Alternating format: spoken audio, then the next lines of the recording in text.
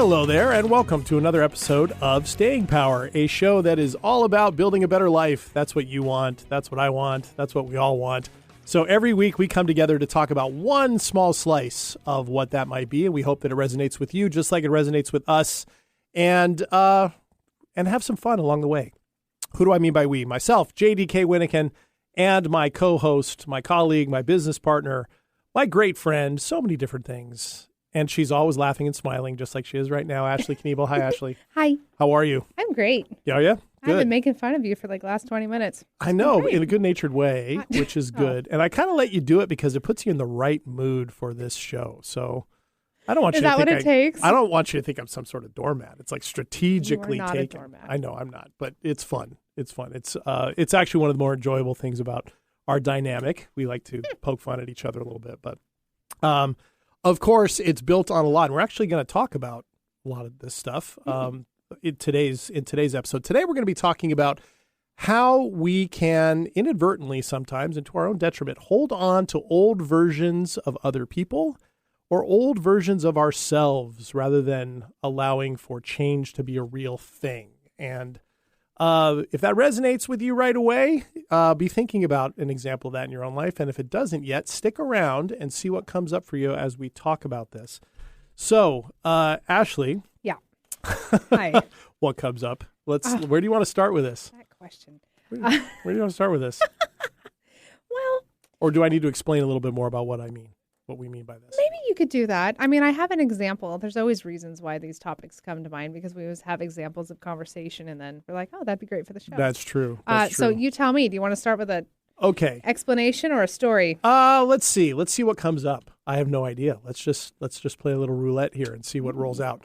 What I mean by this and when we've talked about this, it can be really easy to get really comfortable with ourselves, with a certain perception of ourselves or other people as they are, right? And so we see in relationships of all kinds, those times where relationships are really humming, people are excited, they're going really well. And then as change inevitably begins to happen, there can be disconnect, there can be difficulty, there can be challenges, there can be confusion that people have as why are things not right now the way they once were? And this may have something to do with the fact, or in some cases it can, where a person is changing and we're not recognizing it, not acknowledging it, not seeing it, not wanting to admit it because it's disturbing a status quo that is familiar to us. And there's a disturbance in the force. Right. And that can also be within ourselves. We might actually be limiting ourselves with versions of our own understanding of ourselves. And and so I've experienced that both with myself before and with other people before. So that's what I mean by that. And I think it's detrimental. It's always good when we notice it because it gives us an opportunity to shift a little bit. But that's what I mean by it. You have an example of it, though. Well, I do. And I did get your approval to speak on this beforehand. Okay. What? Look at me like you're surprised. We talked about this, and he was like, yeah, it's fine to talk about it. I'm building dramatic effect for the benefit of our listeners. So Go dramatic. ahead. Okay. Well, we were in conversation a few days ago, and you were sharing something kind of heavy, kind of personal, and you're like, I'm just going through it. And I kind of started noticing this theme, and I've noticed this theme, and I've just taken little mental notes and filed them away of things that you've said. And eventually in this conversation, they were said again. And I think I finally asked you, like, you keep saying these things and you're like, when is the world going to say it's been enough? And I'm like, why are you not saying it's been enough? Oh, yeah. You're still replaying this same story over and over and over that was from a long time ago. And is it still relevant? I said, no. And I'm like, great. Are we watching reruns? Let's stow it and move on. There's better things out there. That was exactly how you put it too. Is pretty much. Yeah. Now, I think in the interest of giving people some specificity, while also maintaining a little bit of the privacy of the conversation, I think it's worth explaining a little bit of what this was about. One of the biggest challenges that I've had, and listeners have heard me talk about my past before. Working through a period of where I was, as I sometimes put it, running and gunning in addiction, which was a lot of years ago. That had a lot of really negative effects on me and on my family and the people I knew in my life, friends and others, some of which have stuck with me, some of which I lost as a result of that. The lessons of that, because I have been so intentional about not repeating those, moving past those, growing through those into the version of myself that I always wanted other people to believe I was, sometimes that can lead to this almost over-vigilance or over-focus on not wanting that old part of me to come back. And what can end up happening is, even though I'm not really worried about that, what it does keep those past things a little more present. Sure. Right.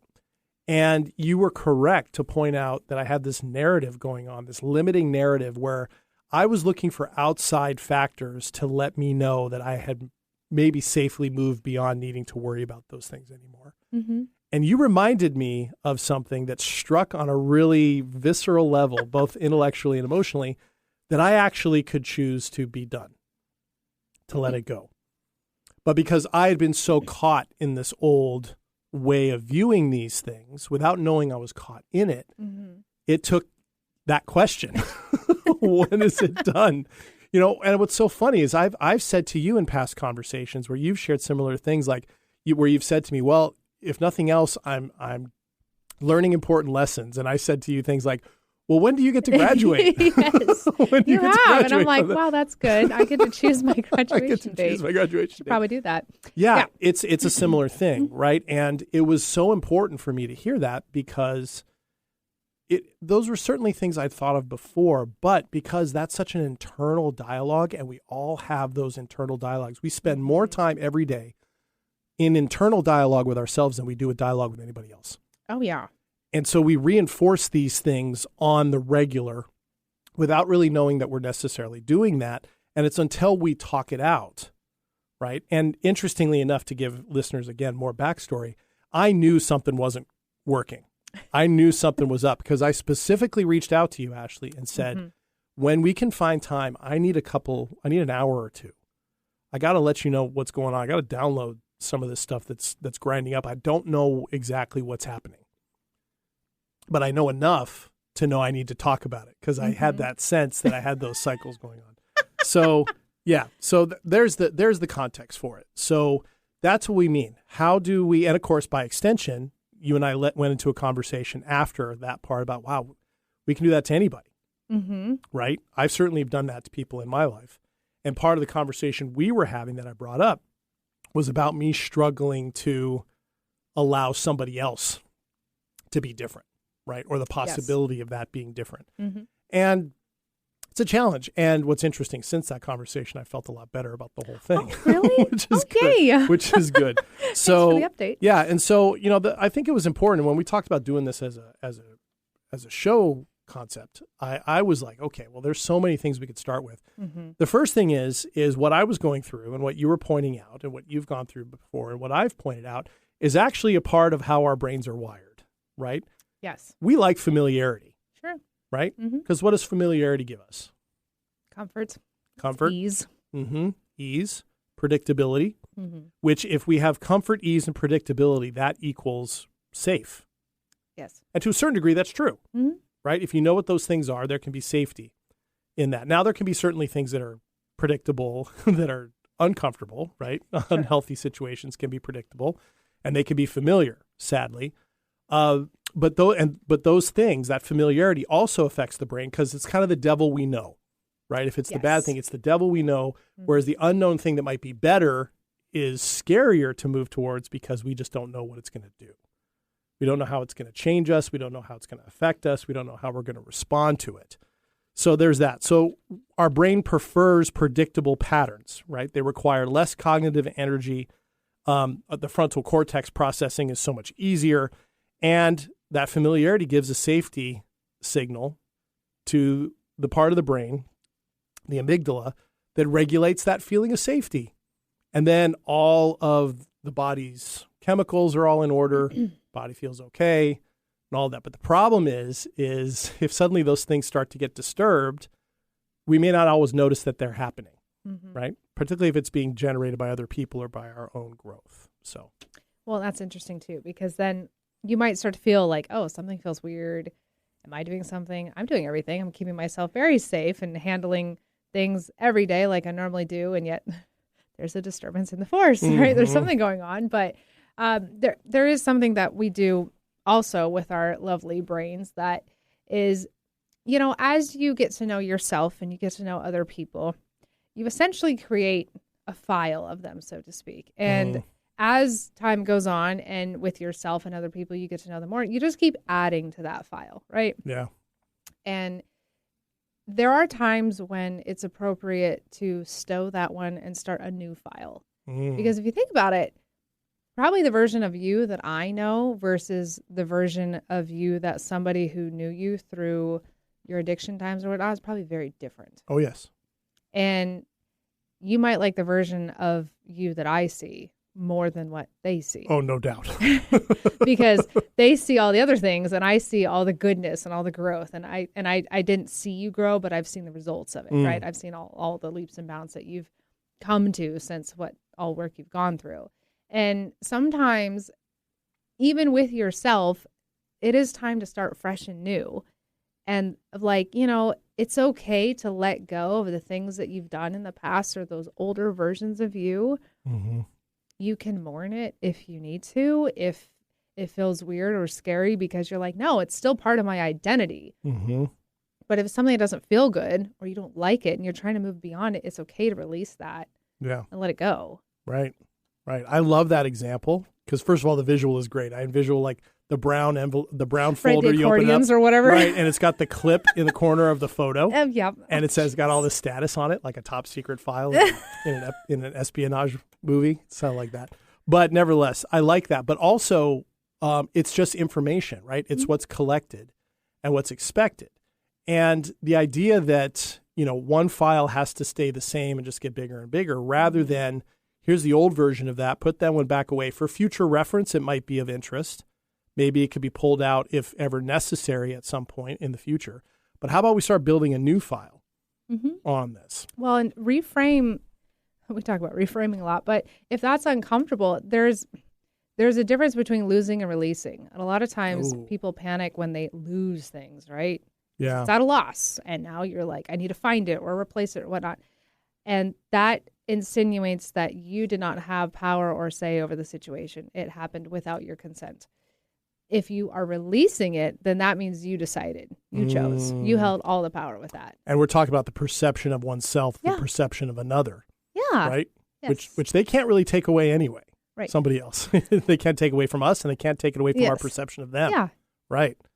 Oh, that's interesting. Okay. Yeah. Because that's where like our external conditioning and stuff comes in, how we learn about these things growing up, how they come out in our various relationships, all those different types of things. They can all lead together to create a various perception, that file, that once we have it, again, there's less cognitive dissonance or effort required to do that. It just, you fall back into the comfort of what that thing is, maybe that perception of yourself or that perception of someone else. Now, we can get really philosophical about it and say accurately that no matter how we view someone or how they view us, we don't have them down and they don't have us down 100%, 50%. We're the only ones who can really know that. And even that is a work in progress, and yet the point here is not how do we necessarily get to know ourselves perfectly or get to know someone else more perfectly, even though that's always a worthwhile effort.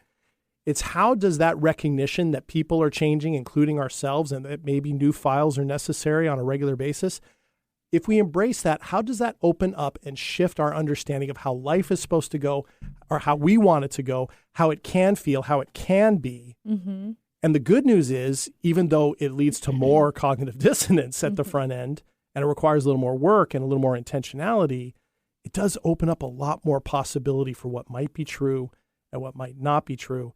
And it allows us more emotional range to allow ourselves to be ourselves and to allow somebody else to be themselves. Yeah. So I think, and then we get away from the external conditioning stuff always affecting us. And we're talking more about what you were just saying, that intentional internal conditioning, that we can condition ourselves to remember that a file needs to be updated. And sometimes it just needs to be 86th, retired, put in the back room, Yes. And then the current file needs to be a little bit different. Well, just don't forget, like, like people's perceptions of you, like you said, you can control that to an extent. Hopefully you're showing up as a good, wholeheartedly kind, genuine person with whatever your values are. Yeah, best interest in mind. You're probably going to be marked as a good person in their book. However, you do not really get to decide if you're the victor or the villain in somebody's story. They do. They decide that. Yeah. No matter how you show up, they will ultimately make that. You make that decision about yourself. And you get to choose that. It's true. And maybe you were the villain for a long time because you were doing some stupid things. Yes. And you can change that, but it takes you to decide that. And then you can replace that and start being the victor. Yeah, I like that. And it was an important point when you said that to me, that open-ended question of when do you get to, how did you put it? When do you get to rewrite this? When do you get to, when do you get to be done with it? Yeah, when are you closing that book? When you close Start writing a new book. Right, which really worked for the writer. Right? I was like, I need to put this in context that's going to resonate with you. And I'm like, books. We were just talking about him writing a book, so this might land. Yeah, and that's part of it too, is that I've been, just as a quick update to everybody, I've been working on my novel a lot more of late, getting it edited and stuff, and it tends to stir all this stuff up. Because of the nature of the book and how it really was such an internal exploration for me before I really figured out that it was a big internal exploration for me. It took me about 2/3 of the way through the book to go, wow, this is interesting. This book's about me. This book about me. which a lot of writers will say, of course, you're always writing about yourself, right? I mean, there's all that. But there is a gift in that it brings these things up to the surface. And I've learned enough, thankfully, that I know when the water is being disturbed, right? There's something on the surface. I got to do something. So, and you've had this too. I mean, we've talked many times on this show about how things have shifted for you in so many ways in a short period of time, right? The old file for you isn't, if we were to stop 3 years ago. That file is like on a floppy disk somewhere. Unusable at this point. Usable up on a shelf. Yes. Collecting dust. In a box with some other ones. Yeah, with a bunch of 8-track tapes and cassette tapes. And yeah, I know. Wow. Okay. You're welcome. Well, all right. Well, I think we've established sort of where we're going here. So let's take our first break. And when we come back, we'll talk about really what the emotional costs of such outdated views really can be. And then, of course, later on, we'll talk about ways to kind of confront this in our own lives. Also, when we come back from the break, we will do our weekly segments. This week, it is 2 Minutes of Triumph. So we'll be back here in just a second. Stick around.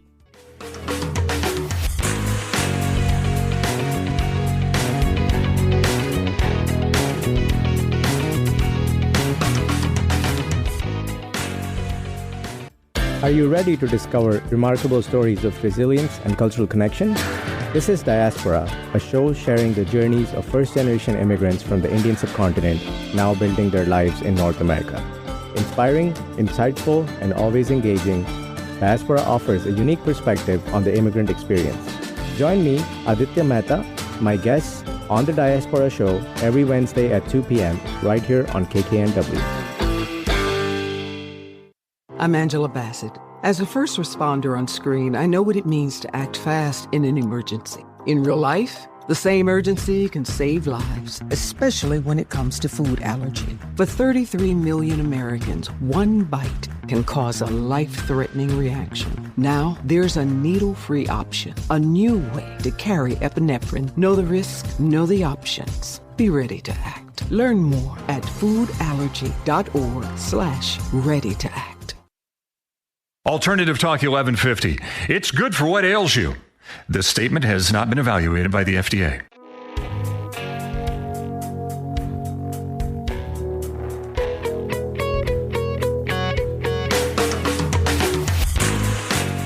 Welcome back to Staying Power. JD here with Ashley. Hello. We are talking about the costs of holding on to outdated views of ourselves and others and what we can do to let those go. Or as Ashley put it to me in a conversation earlier this week, close the old book and start a new one. And we were pointing out that it does take some work, right? And getting out of your comfort zone to do it. So we'll talk a little bit more about that here in just a minute. But first, it is time for our weekly segment where Ashley and I take 2 minutes, roughly, to talk about something over the past week that was either a terror or a triumph and talk about what we've learned from it, all in the interest of being vulnerable, letting you know what we're doing, and hoping you guys can do the same. So this week it is 2 minutes of triumph. Here we go.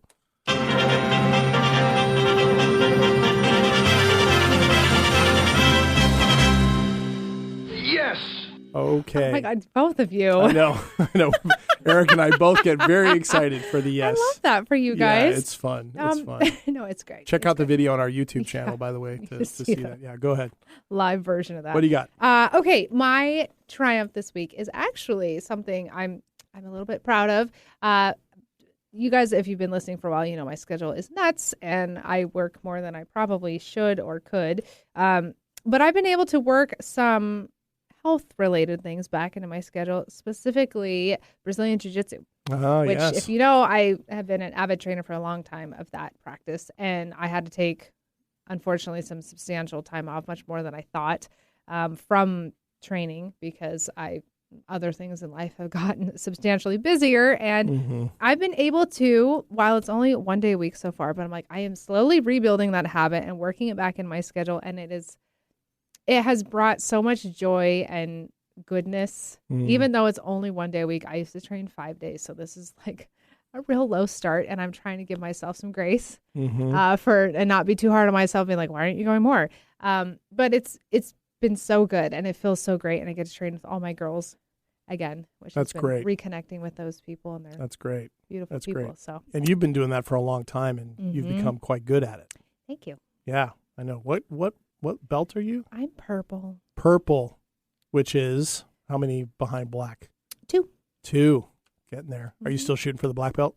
Always. I love it. But you have to go consistently. Right. You need to go more than once a week. So one step at a time. I have pushed that out a little bit, but that's okay. Gotcha. Okay. That's a great one. Well, congratulations on that. I know that's a big deal for you. So that's you. great.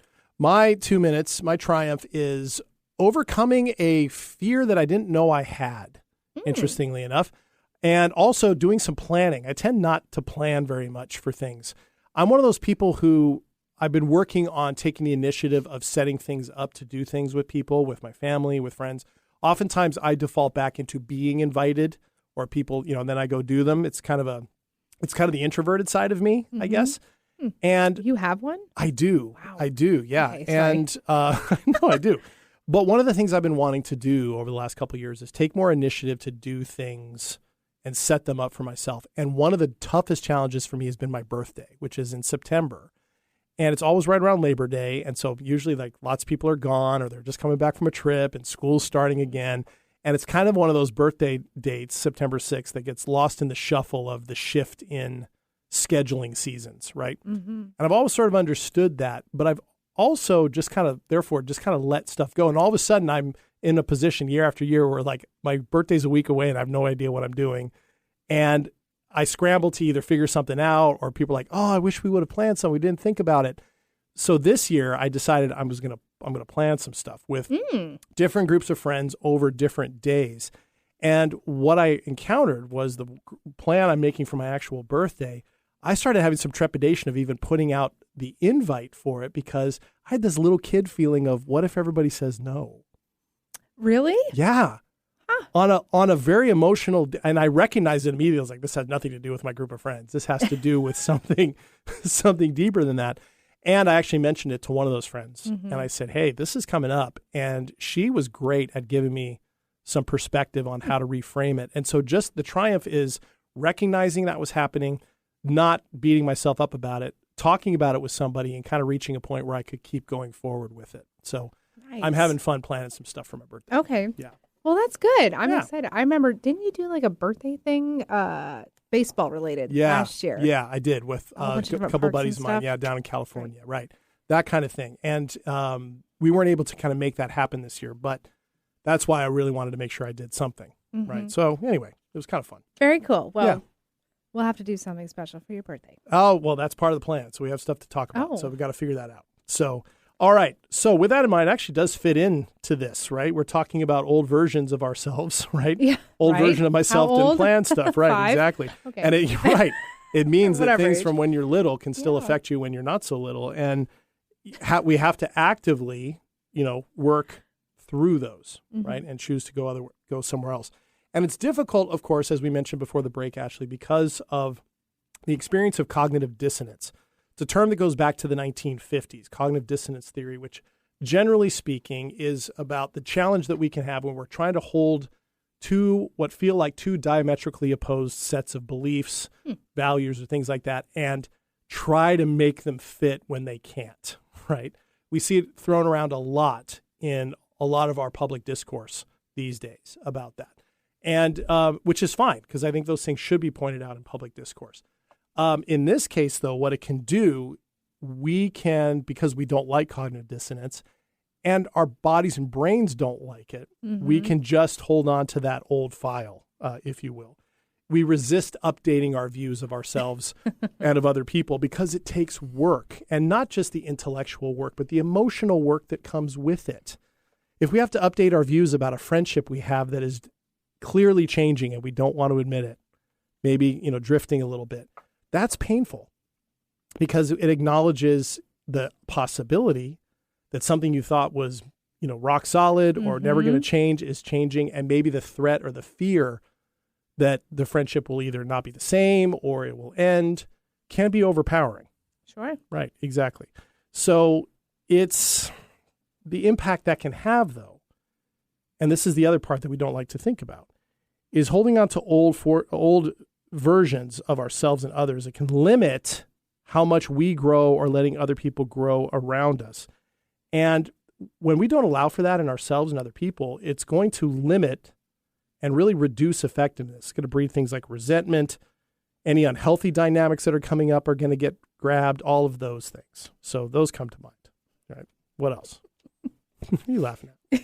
You're funny. Well, it's true. And I mean, I would invite everyone to, if you are feeling something like that, to pause and recognize that, and then reconsider why not giving yourself or the other person the gift and the space to embrace whoever they are now, right? A lot of people always, wait until January 1st to create a new version of themselves. And Right. we all know that goes down the toilet like 3 weeks later. Right. We've talked about that before. Yes. And yet people still have that desire to do that. Yeah. And I think because there's a lot of things in us that we're like, I've outgrown this, but for some reason that residual identity is just still hanging on there. And then I would, again, invite people to ask themselves, like, are you the one holding on to that? Oh, such a good Is question. somebody else holding you to that standard? And if so, are they worthwhile having around? Or should you have kind of a really blatant conversation and say, hey, I am no longer that person. If you don't see me as anything else, this is not going to work anymore. But I'm trying to grow beyond what you currently see me as, and you're limiting me, and I don't appreciate it. That's how I have my conversations. Take that as you will. In case everybody's wondering, and she's making it sound really easy, she knows how to say that. I've heard her say it before. It's just, well, I really try to cut to the point, and sometimes it's too sharp. But, and that's okay. And you can have that with yourself. Absolutely. In fact, it probably has to happen with ourselves if we want it to happen with other people. That was kind of the conversation I had with JD. Now, I think I had it a little more softer than that. You were great. But that was the whole point. And sometimes you kind of need that little slap in the face of like, why are you doing this to yourself? And recognizing you're doing it to yourself. And give yourself the gift and the opportunity to put that old file away. Yeah. Yeah. And not cause shame and not cause dispute with yourself and not cause this, living the same life over and over and over again every day. I appreciate that reminder because I mentioned relationships, and you've given a really good reminder that it has to start with ourselves if we want that, right? It can't be one of those external things, right? Because if we're going to allow it for ourselves, as difficult as that can be, it's going to be easier on some level to allow it for other people. If we've experienced it and acknowledged it in ourselves, and hopefully been in conversations or experiences with other people where that has been acknowledged in a positive way, it makes it easier for us to let somebody else be exactly where they are. And even if we don't like it, that's the thing, is it can be distinctly uncomfortable, right? Particularly with the people that are most important to us. And yet, no matter how important or unimportant someone may be to us, The fact remains is, however they exist, they are only as they are right now, right here. Mm-hmm. That's the only thing we truly know. What we knew once before is now gone, right? And what's to come, we don't know yet. But we wouldn't want anybody to be putting limits on where we're going to go, or, as you rightfully pointed out to me, to be continuing to pull back towards where we once were. We would resist that strongly. I mean, I've never gone to one of those reunion type things, but I hear people that go to, like, you know, school reunions or class reunions or whatever. And I would imagine there is some sort of curiosity surrounding the upcoming date of that, of like, who's going to show up and where are they at in life and who are they now? Because I remember who they are frozen in time from the last time I saw them in grade school, high school, whatever it is, you know, and then you're like, are they still that person? Did they ever change their ways? You know, wow, they've totally improved. They went a direction nobody thought they'd go, you know, whatever. But you can kind of do that with yourself in a way too. Yeah, absolutely. And it fits with what we know to be true in experience, but then sometimes we need reminders from science to let us know. It is absolutely proven scientifically that people change over time, that we grow, right? And particularly in adulthood. Once we hit adulthood, and people make a lot about, they break it into the decades, right? In your 20s, you're like this. In your 30s, you shift into this. In your 40s, you shift into this. Where I am, early 50s now, the narrative is we're supposed to know exactly what we care about, exactly what we don't care about. Very, very interested, open, and able to do the kinds of things that we're talking about.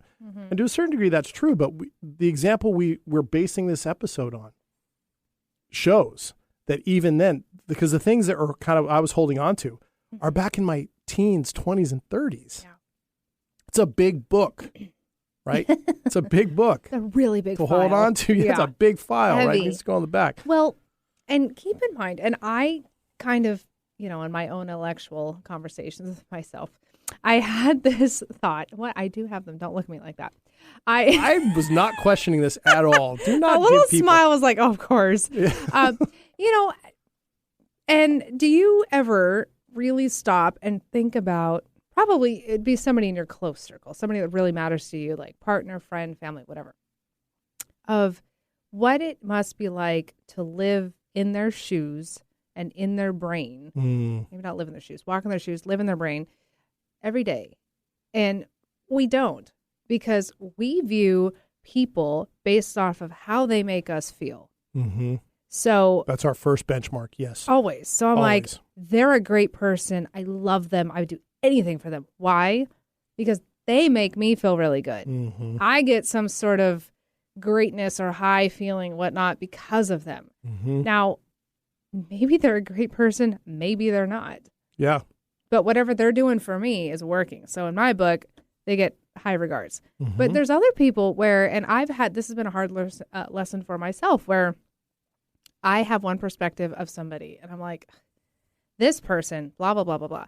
Not high in my book, you know, maybe they wronged me once or whatever. And now I don't hold a grudge, but I'm like, you know, that kind of stained my perspective of you. But to other people, they're like salt of the earth. And I find sometimes that perplexing and fascinating at the same time. And I'm like, so then I have to think like, okay, really, is my perspective of that person, is that really them?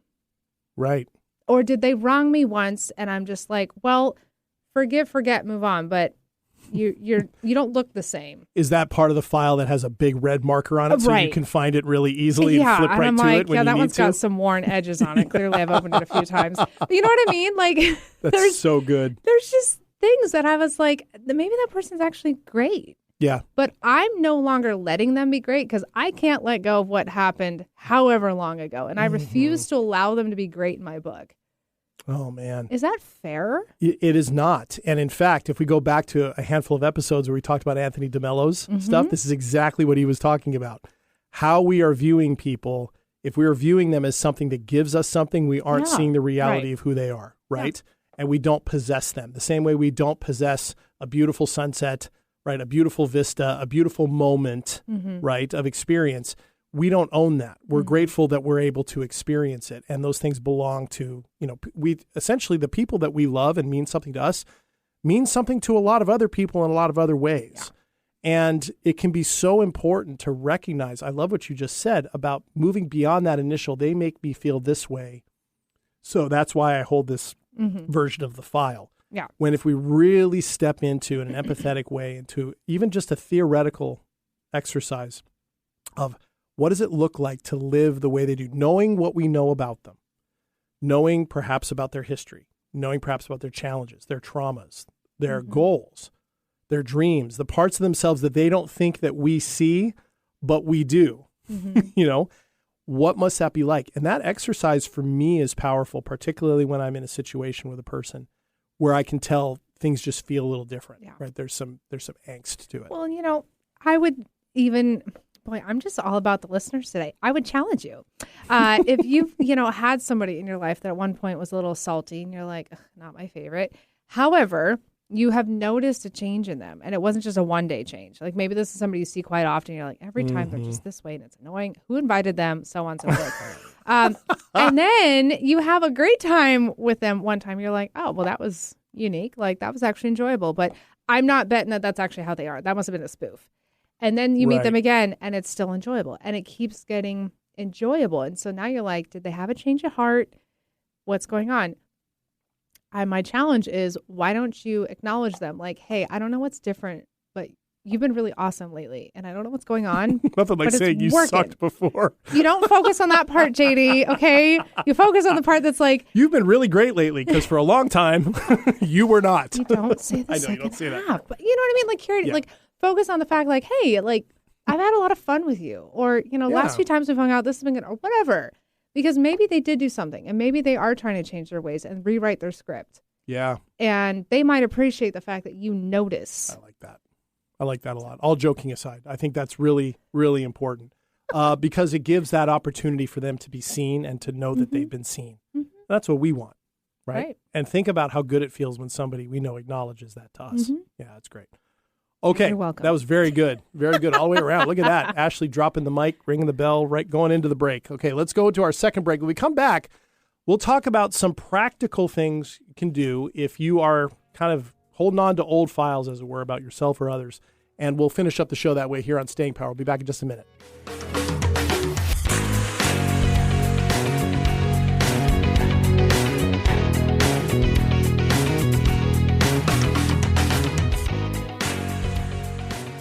Hello, I'm Chris Erdman. Every Wednesday at 8 a.m. on KKNW, I sit down with inspiring entrepreneurs, creative minds, and game changers to uncover the real stories behind their business.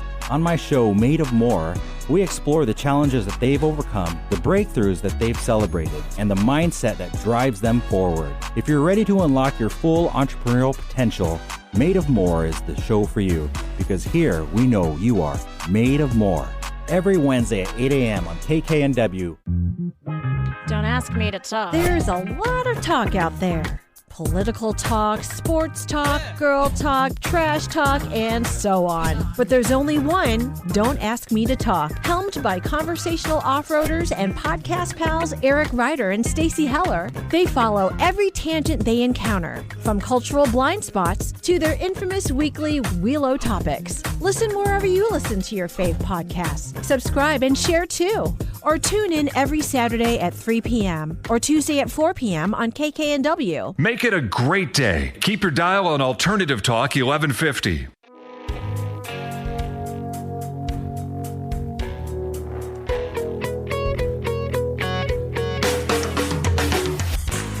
Welcome back to Staying Power. JD here with Ashley. Hi. Talking about holding on to old versions of ourselves and of others. And we're going to spend the last part of today talking about practical ways in which you might be able to start addressing those types of things in your own life, either letting go of your old file or closing your old book or giving somebody else a break and doing the same for them. And of course, remember, if you missed any of this episode or you'd like to catch up on any of our other episodes, you can get this as a podcast wherever you get your podcasts. You can also follow our YouTube channel and see live and recorded versions of every episode. And you can also catch us live on 1150 AM KKNW in Seattle every Wednesday. And at all those locations, you can find the show notes and links of things that we've talked about, as well as our email address, stayingpowershow@gmail.com, and links to our social media feeds. We'd love to hear from you, get feedback, get ideas for shows. hear what's going on with you, and maybe we can even address some of those on the air. So thank you so much for joining us wherever you are and however you're doing it.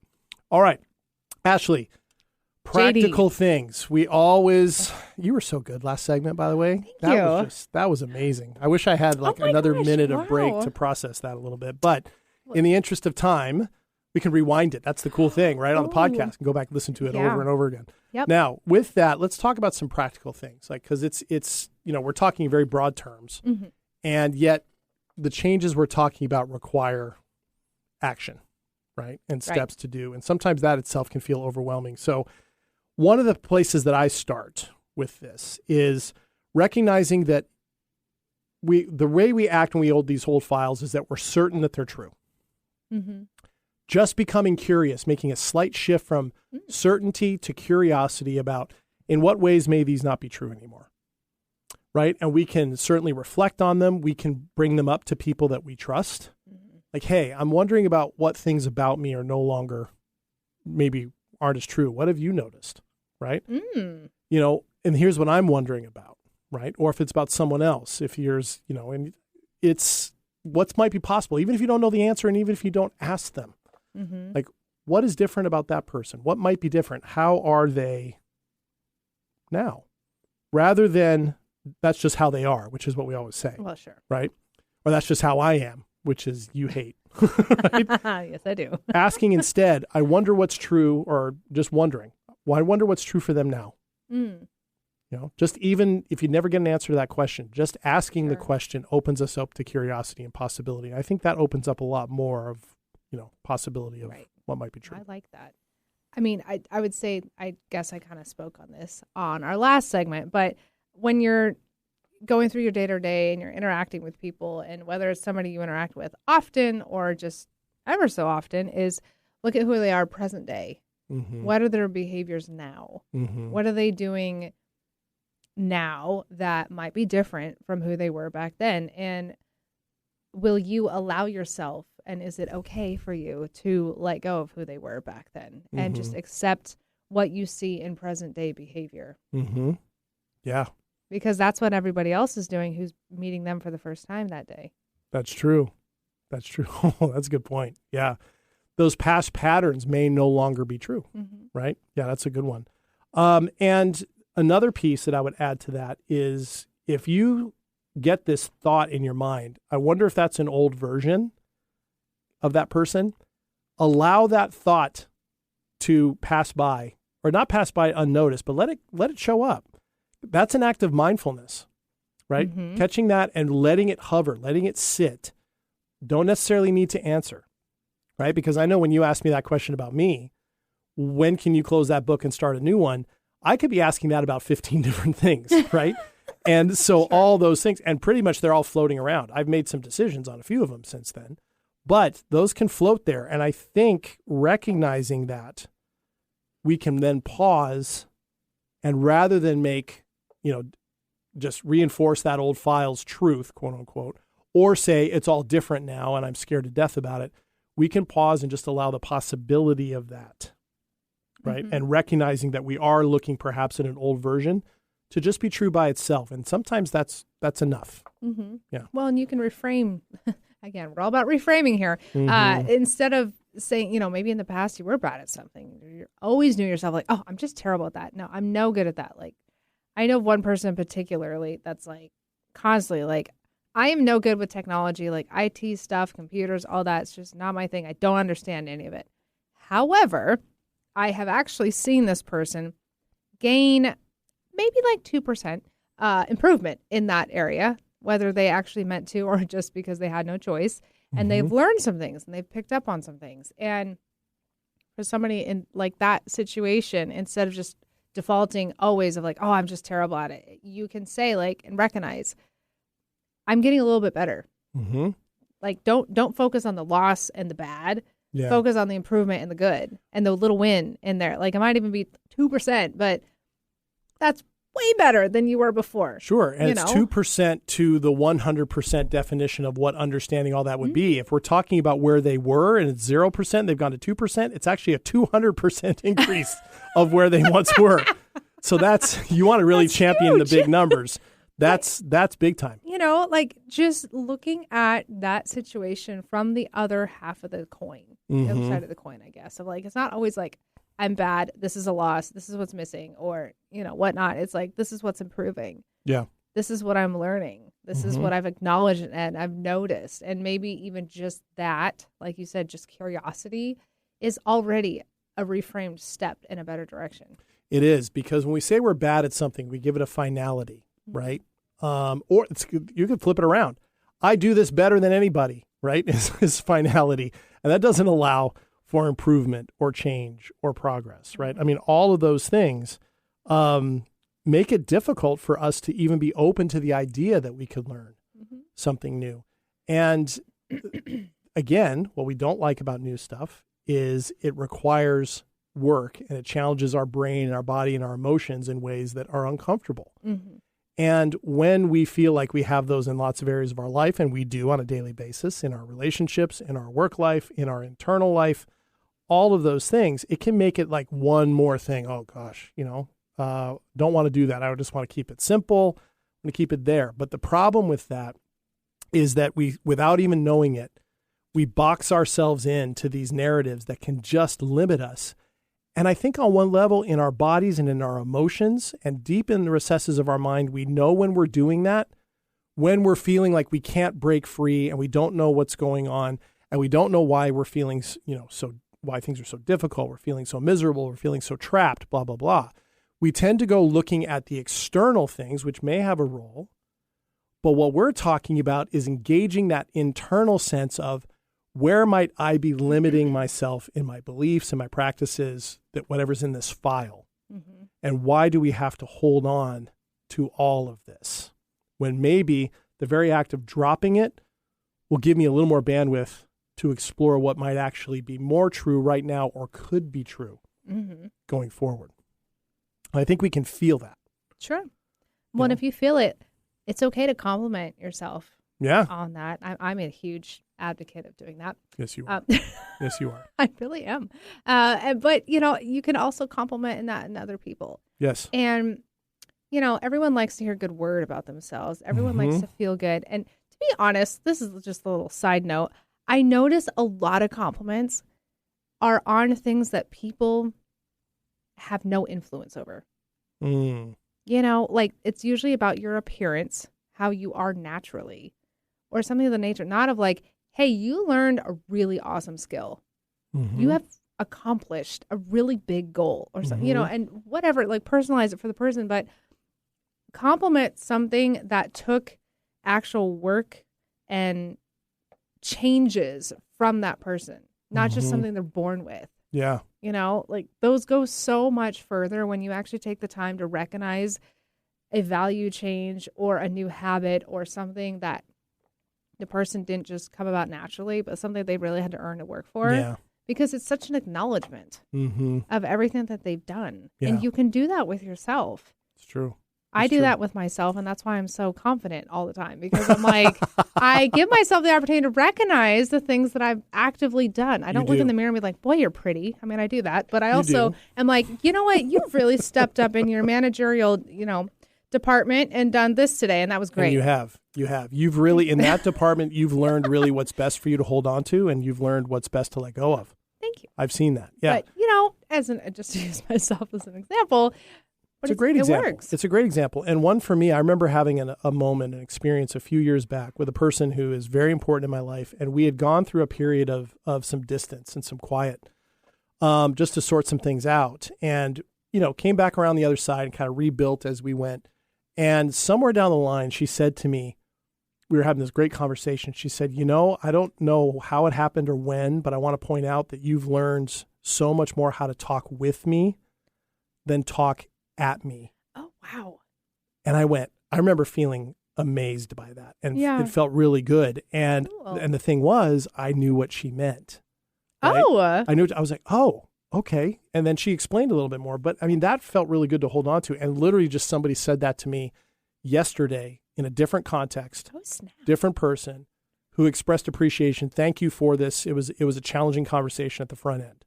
And she said, thank you for talking with me about that and not at me about that. And I went, Really? yeah, okay, that's good. And it reminded me of where I made that shift in that conversation, where I caught myself and went, okay, hold on. This isn't in my best interest or the best interest of this conversation. I'm not seeing myself and the other person on the side of this.